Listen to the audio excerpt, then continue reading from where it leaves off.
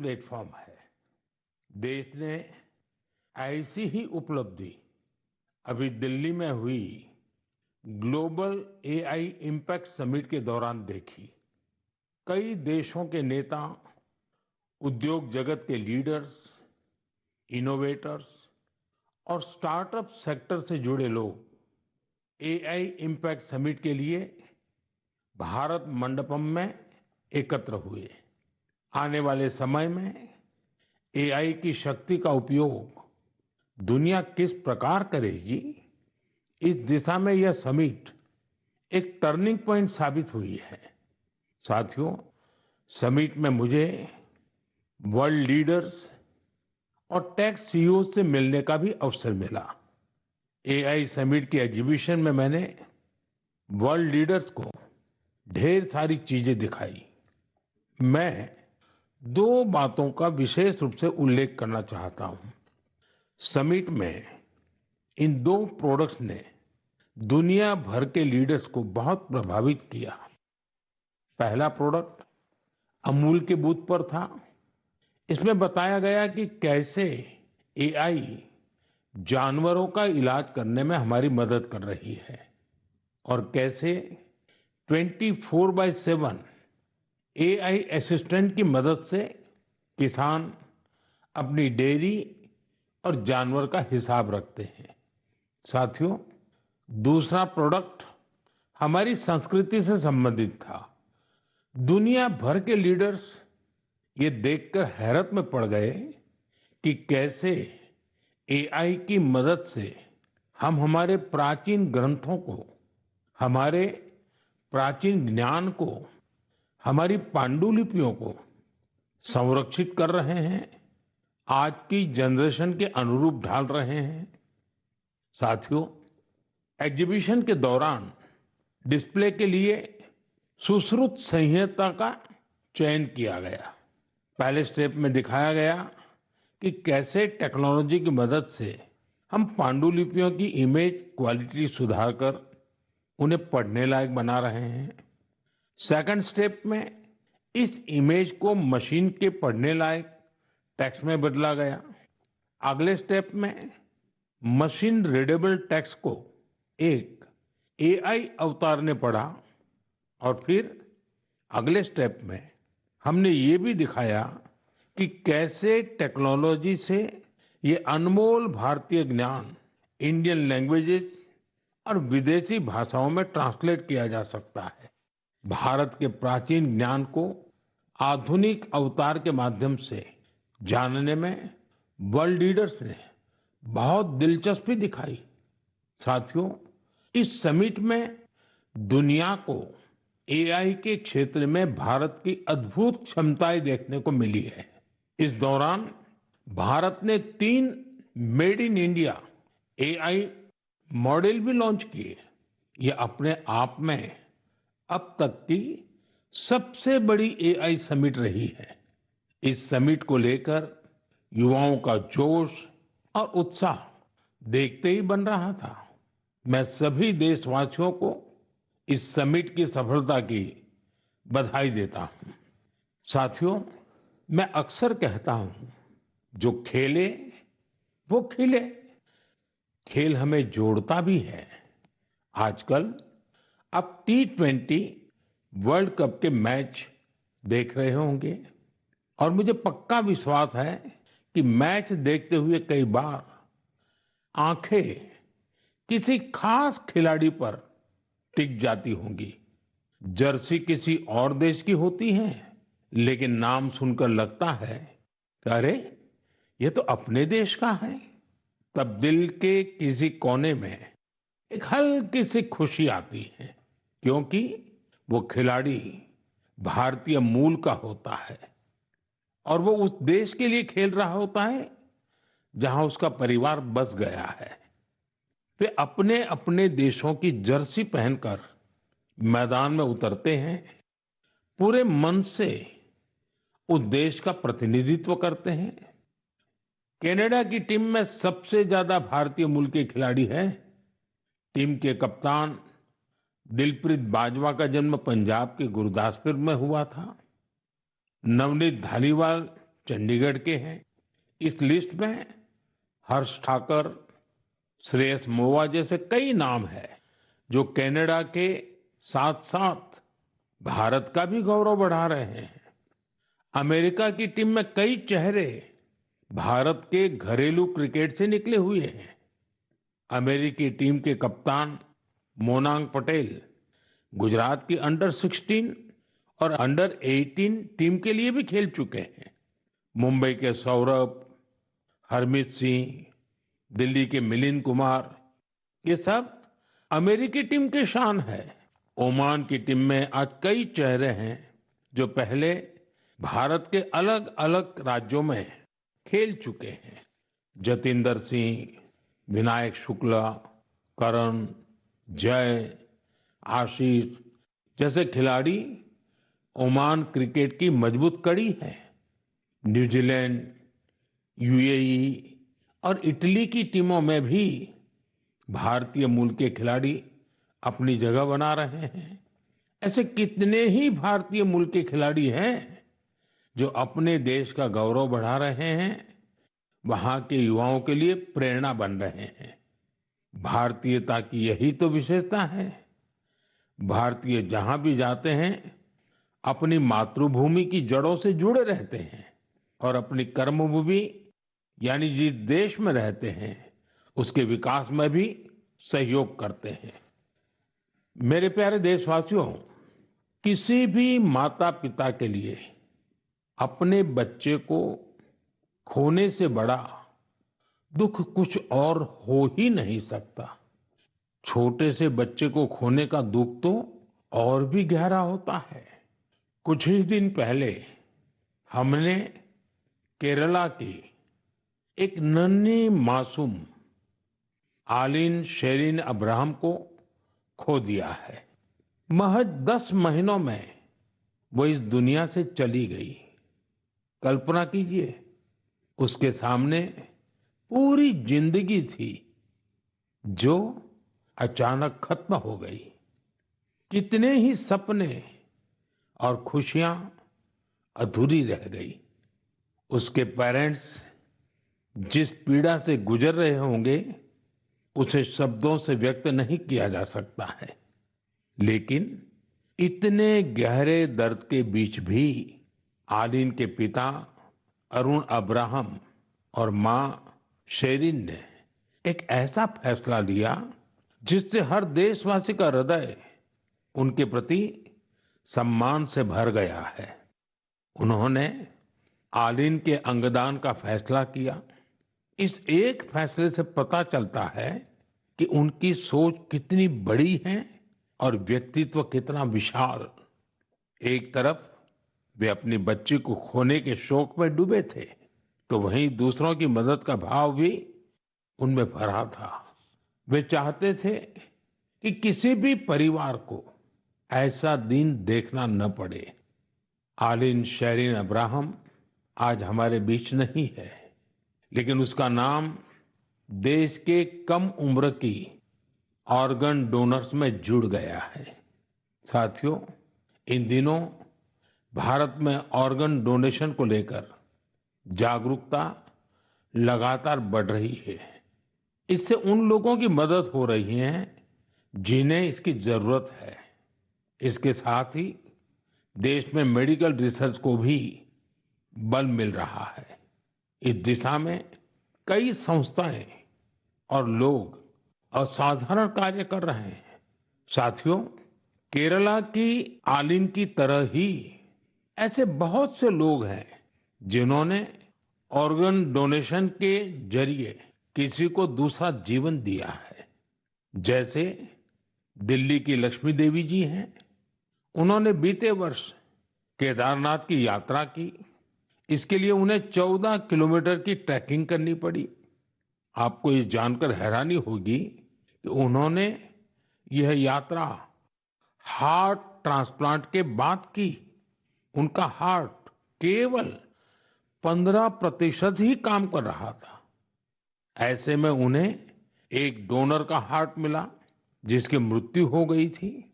इसके बाद तो उनका जीवन ही बदल गया। पश्चिम बंगाल के गौरांग बनर्जी 2 बार नाथुला गए हैं।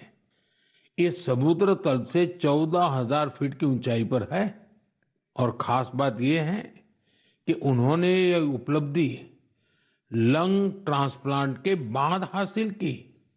राजस्थान में सीकर के रामदेव सिंह जी को किडनी ट्रांसप्लांट कराना पड़ा था। आज वे स्पोर्टिंग एक्टिविटी में कमाल कर रहे हैं। साथियों, आपको इस तरह के बहुत से प्रेरक उदाहरण देखने को मिल जाएंगे। इससे ये बात फिर साबित होती है कि किसी एक की नेक पहल न जाने कितने लोगों की जिंदगी बदल सकती है। मैं उन सभी लोगों के हृदय से सराहना करता हूं जिन्होंने ऐसे नेक कार्य किए हैं। मेरे प्यारे देशवासियों, आजादी के अमृत महोत्सव के दौरान मैंने लाल किले से पंच प्राणों की बात कही थी। उनमें से एक है गुलामी की मानसिकता से मुक्ति। आज देश गुलामी के प्रतीकों को पीछे छोड़कर भारत की संस्कृति से जुड़ी चीजों को महत्व देने लगा है। इस दिशा में हमारे राष्ट्रपति भवन ने भी एक महत्वपूर्ण कदम उठाया है। कल यानी 23 फरवरी को राष्ट्रपति भवन में राजाजी उत्सव मनाया जाएगा। इस अवसर पर राष्ट्रपति भवन के केंद्रीय प्रांगण में सी राजगोपालाचारी जी की प्रतिमा का अनावरण किया जाएगा। वे स्वतंत्र भारत के पहले भारतीय गवर्नर जनरल थे।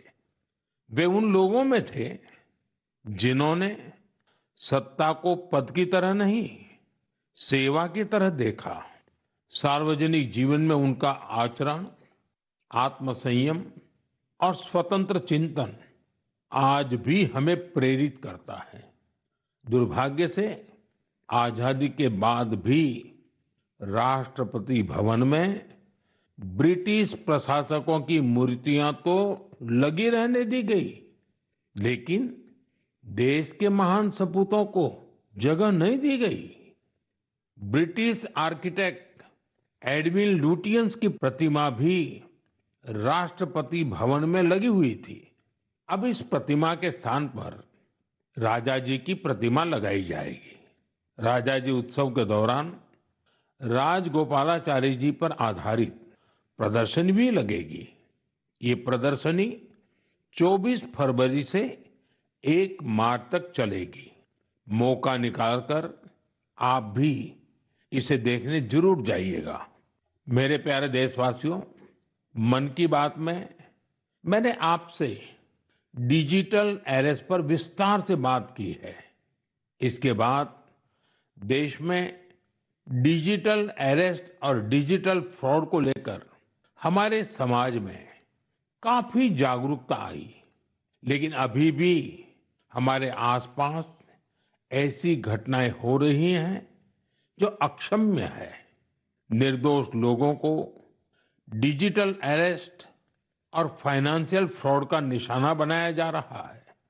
कई बार पता चलता है कि किसी सीनियर सिटीजन की जीवन भर की कमाई ठग ली गई। कभी किसी उन पैसों की ठगी हो जाती है जो उसने बच्चों की फीस जमा करने के लिए बचाए थे। कारोबारियों से धोखाधड़ी की खबरें भी हमें देखने को मिलती हैं। कोई फोन करता है और कहता है, मैं एक बड़ा अधिकारी हूं, आपको कुछ डिटेल्स शेयर करनी होगी। इसके बाद भोले भाले लोग ऐसा ही कर बैठते हैं। इसलिए आपका सतर्क रहना, जागरूक रहना बेहद जरूरी है। साथियों, आप सभी केवाईसी नो योर कस्टमर यानी अपने ग्राहक को जाने, इस प्रोसेस को तो जानते ही होंगे। कभी कभी जब आपको आपसे बैंक से केवाईसी अपडेट या री केवाईसी करवाने के मैसेज आते हैं तो मन में सवाल उठता है, मैंने तो पहले ही केवाईसी करवा रखी है, तो ये फिर क्यों? मेरा आपसे आग्रह है, झुंझलाइए नहीं। ये आपके पैसे की सुरक्षा के लिए ही है। हम सभी जानते हैं कि आजकल पेंशन, सब्सिडी, बीमा, यूपीआई सब कुछ बैंक खाते से जुड़ा है। इसी वजह से बैंक समय समय पर री केवाईसी करते हैं ताकि आपका बैंक अकाउंट सुरक्षित रहे। हाँ, इसमें भी आपको एक बात याद रखनी है, जो अपराधी हैं वो फर्जी कॉल करते हैं, एसएमएस और लिंक भेजते हैं। इसलिए हमें सतर्क रहना है और ऐसे धोखेबाजों के झांसे में नहीं आना है। केवाईसी या री केवाईसी केवल अपने बैंक की शाखा या आधिकारिक ऐप और ऑथराइज्ड मीडियम से ही कराएं। ओटीपी, आधार नंबर या बैंक खाते संबंधी जानकारी किसी को भी न दें। और सबसे अहम बात, अपने पासवर्ड को समय समय पर जरूर बदलते रहें। जैसे हर मौसम के साथ खान पान बदल जाता है, पहनावा भी बदल जाता है, वैसे ही नियम बना लीजिए कि हर कुछ दिन में आपको अपना पासवर्ड भी बदल लेना है। साथियों, हाल ही में भारतीय रिजर्व बैंक ने इन्हीं विषयों पर वित्तीय साक्षरता सप्ताह का आयोजन किया था। वित्तीय साक्षरता का ये अभियान अब पूरे वर्ष जारी रहेगा।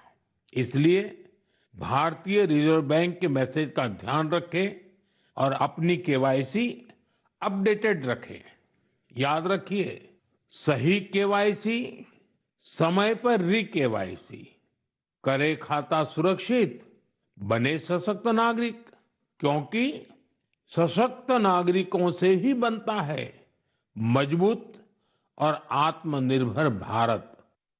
मेरे प्यारे देशवासियों, हमारे किसान केवल अन्नदाता नहीं हैं, वे धरती के सच्चे साधक हैं। मिट्टी को सोना बनाना क्या होता है, ये कोई हमारे किसानों से सीखे। और हमारा आज का किसान तो परंपरा और टेक्नोलॉजी दोनों को साथ लेकर चल रहा है।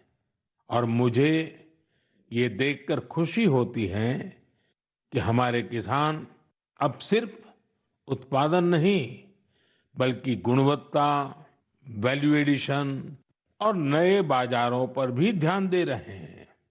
ओडिशा में हिरोत पटेल नाम के एक युवा किसान से जुड़ी जानकारी वाकई बहुत प्रेरक है। करीब 8 साल पहले तक वे अपने पिता शिवशंकर पटेल के साथ पारंपरिक ढंग से धान की खेती करते थे, लेकिन उन्होंने खेती को नए नजरिए से देखना शुरू किया।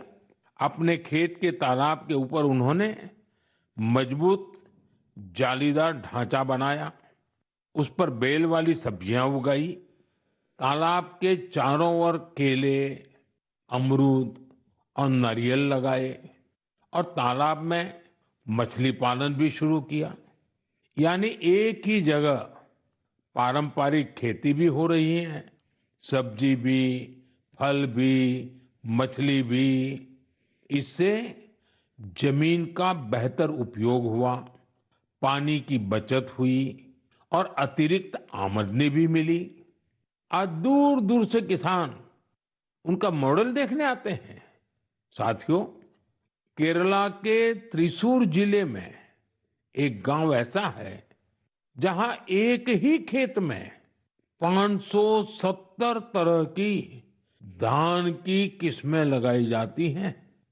इसमें स्थानीय किस्में भी हैं, हर्बल किस्में भी हैं और दूसरे राज्यों से लाई गई प्रजातियां भी हैं। ये केवल खेती नहीं, बीजों की विरासत को बचाने का महाअभियान है। हमारे किसानों की मेहनत का असर आंकड़ों में भी दिख रहा है। भारत आज दुनिया का सबसे बड़ा चावल उत्पादक देश बन चुका है। 15 करोड़ टन से अधिक चावल का उत्पादन, ये छोटी उपलब्धि नहीं है। हम अपनी जरूरतें पूरी कर रहे हैं और दुनिया की फूड बास्केट में योगदान भी दे रहे हैं। साथियों, अब तो कृषि उत्पाद हवाई मार्ग से भी ज्यादा आसानी से विदेश पहुंच रहे हैं। कर्नाटका के नंजनगुड केले, मैसूरू पान के पत्ते और इंडी नींबू को मालदीव भेजा गया। ये उत्पाद अपने स्वाद और गुणवत्ता के लिए जाने जाते हैं और इन्हें जीआई टैग भी मिला है। आज का किसान क्वालिटी भी चाहता है, क्वांटिटी भी बढ़ा रहा है और अपनी पहचान भी बना रहा है। मेरे प्यारे देशवासियों, पिछले वर्ष इसी समय महाकुंभ की अद्भुत तस्वीरें आपको जरूर याद होगी।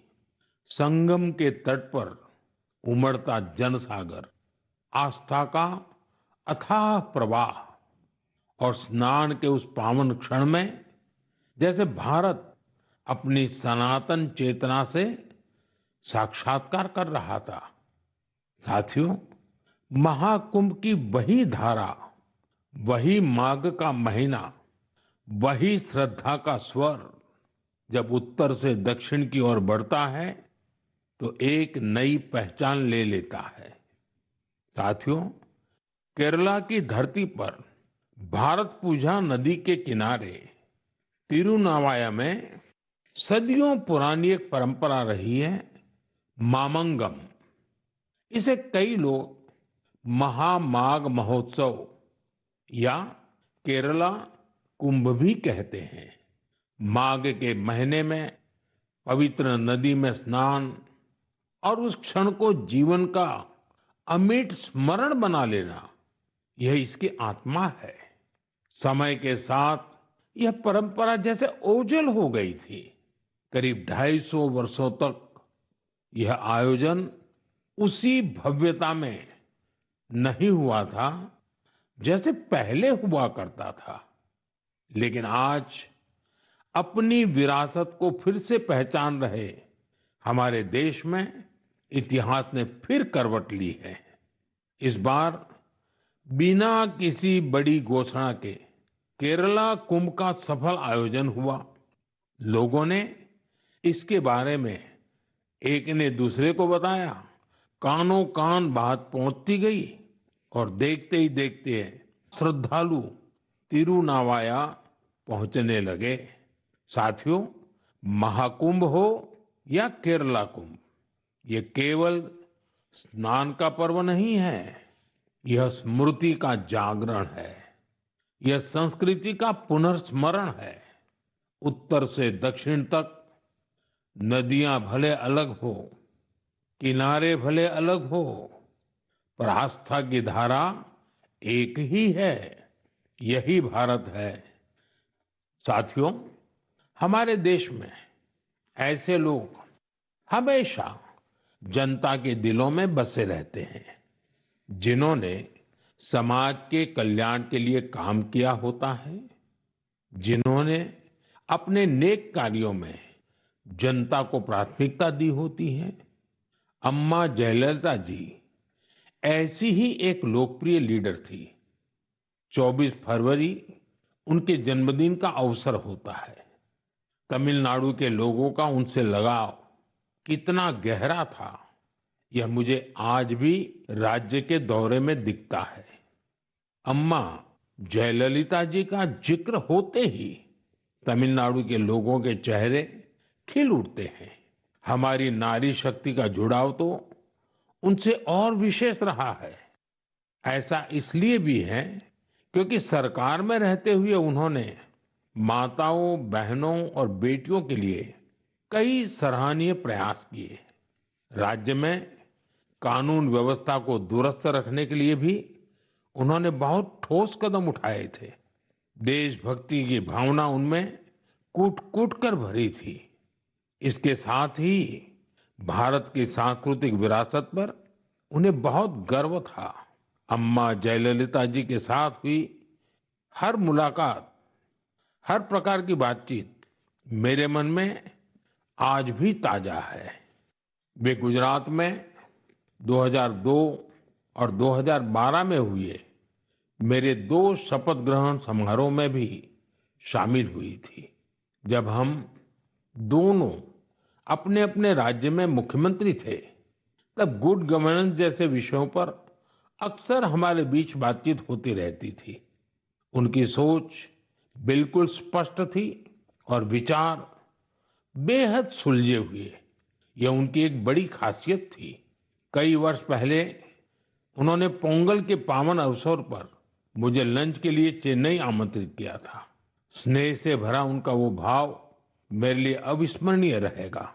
एक बार फिर मैं उन्हें विनम्र श्रद्धांजलि अर्पित करता हूँ।